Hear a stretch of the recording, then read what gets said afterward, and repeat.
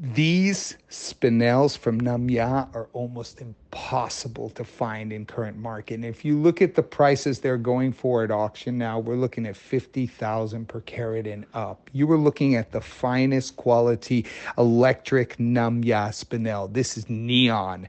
This material, there is no other gem in the world that has red luster and fire like this. Ruby can't compete.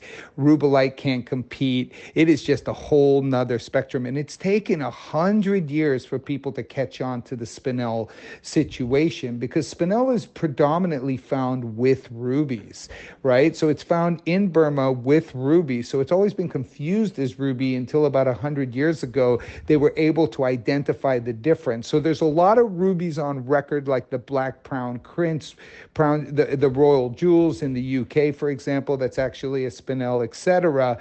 But Spinels have always been considered the non-important brother of ruby. But now they are starting to become as in demand, and the prices have soared literally 10 times in less than 10 years.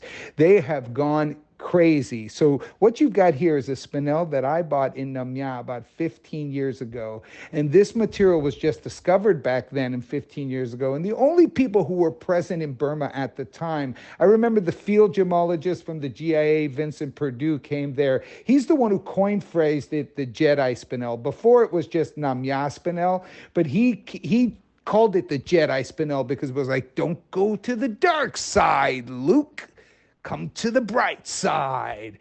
So he must have been a big fan of Star Wars or something along the lines, but he's the one who put that name out there, Jedi Spinel. And now if you Google it or search it, you'll see that Jedi Spinel is what everybody refers to it as.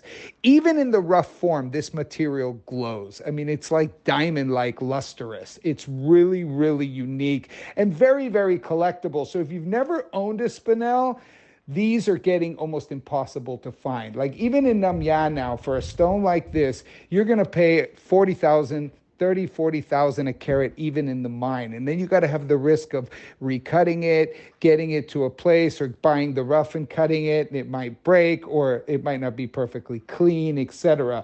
This comes out of my personal collection, rare stone, very, very collectible. Remember, you've also got 2.26 carats of D flawless diamonds. So the mount here alone is already a cost of over 15,000 just for the diamonds in the mount. So a Spinel like this in this scenario would cost you about another, let's say, 30 to 40,000 a carat. So you're looking at around 60 to 70 grand for this quality, which is perfectly clean, the finest electric neon colors, right? But when you hear the Don's Club price, you'll understand that once you take out the 15K for the D flawless diamonds in the mount, and you look at that this is a 2.02 carat perfectly cut cat Florence Jedi Spinel, it is just spectacular. And the opportunity in front of you is based off of the price that I bought it for way back in the day, 15 years ago. There is no way this can ever be done again or replaced anywhere close to this price.